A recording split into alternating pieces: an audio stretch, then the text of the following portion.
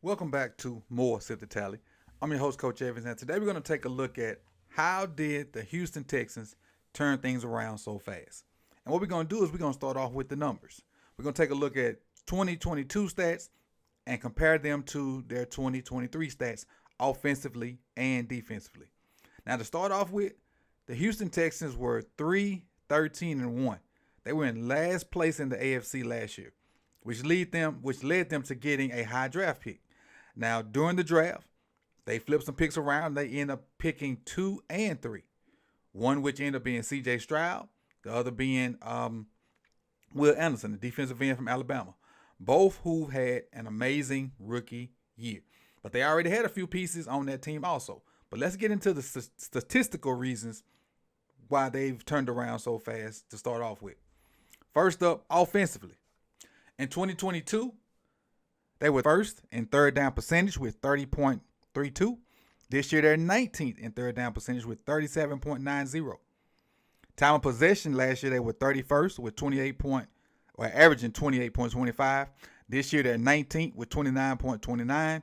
And then points per game last year, they were 30th with 17. This year, they've moved up to 17 points per game, which is, you can kind of contribute all of this to drafting CJ Stroud, coming on the back end, picking up Tank Dell, which is the amazing season he was having before he got hurt. The emergence of Noah Brown, the emergence of Nico Collins. They already had a good running back in Dameon Pierce, but then they had who was their backup? The backup filled in nicely when Pierce was down because Pierce barely played this year. So they've done a great job offensively of adding in the draft to the pieces they already had with a good game plan. And CJ Stroud has been amazing. Probably is the rookie of the year in my opinion. And here are those offensive numbers, so you can kind of see the numbers without me just talking about them. You see the side by side comparison and the improvement from 2022 to 2023. These are the offensive numbers. But let's go to the defensive side. Look at the defensive numbers. In 2022, and remember their new head coach is a defensive guy. He was a defensive coordinator in San Francisco last year. So he's a defensive guy. So this is where you would expect to see a lot of the improvements, even though it's hard to top the improvements they've had offensively. In 2022, defensively, they were 30th in yards per game, giving up 379.5 yards per game. They've cut that in half. They're 14th this year. Yards per play last year, they were 26. They've cut that in half again. They're 13th this year. They were last versus the run last year, giving up 170 yards per game. They are third versus the run this year.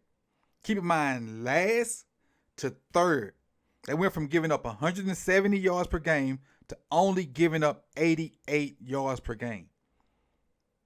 That's an amazing turnaround. They were 29th in rush yards per play with 505. This year, they're second, 3.29. Their run defense has been nuts this year. Absolutely nuts. Now, in the passing game, they kind of went the opposite direction. Last year, passing, they were 10th, giving up 209 yards per game. This year, they're 25th, giving up 240.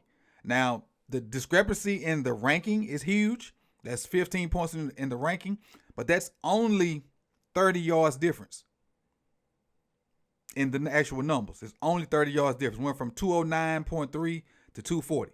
That's only like 31 yards difference. They were 23rd in passing yards per play, 6.82. This year they're 7.11, which puts them at 28. So they went down the net. Last year they were 13th in sack percentage. They went up. They're 10th in sack percentage now. And a huge different year from last year to this year. And here are the defensive stats, so you can see a side-by-side comparison of the improvement they made defensively from 2022 to 2023. Behind Bryce Young, it looks like he's the best so far after this rookie year. He was 9th in yards this year, 13 in passing TDs, 3rd in interceptions, and 6th in passer rating for a rookie. Amazing numbers for a guy that didn't even throw an interception till like week 7 or 8 from a rookie now.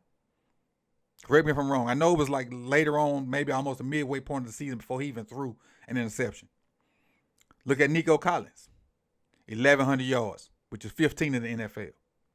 The emergence of Noah Brown, 4th in yards per catch at 17.18. Then I mentioned Tank Dell earlier. Had 7 TDs, which is tied for 13 in the league, and Tank Dell ain't played in almost 2 months. Tank Dell was having an amazing year. Defensively, again, I talked about them drafting Anderson, but they had a guy on their squad that really has flourished in the system. Jonathan Grenard. He's 10th in sacks with 12.5. He's 14th in tackle for losses with 15. You look at Derek Stingley, who was already on the team. He's tied for 5th in interceptions with 5. And then you talk about the combination of Grenard, or Grenard, or however you say it, and Anderson. Both of them have 22 QB hits.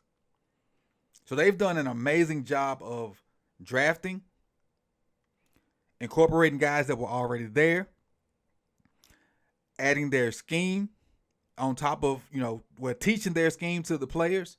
And it's all turned around to them having a game this week to get into the playoffs. Last year they were 3-13-1. Right now they sit at 9-7, and they control their own destiny. They get to play for a chance to play in the playoffs this weekend.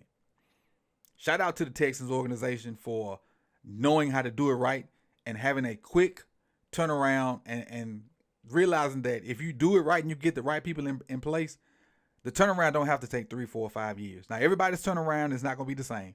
And they hit on a lot of good picks. They hit on their coaches. And, guys just balled out.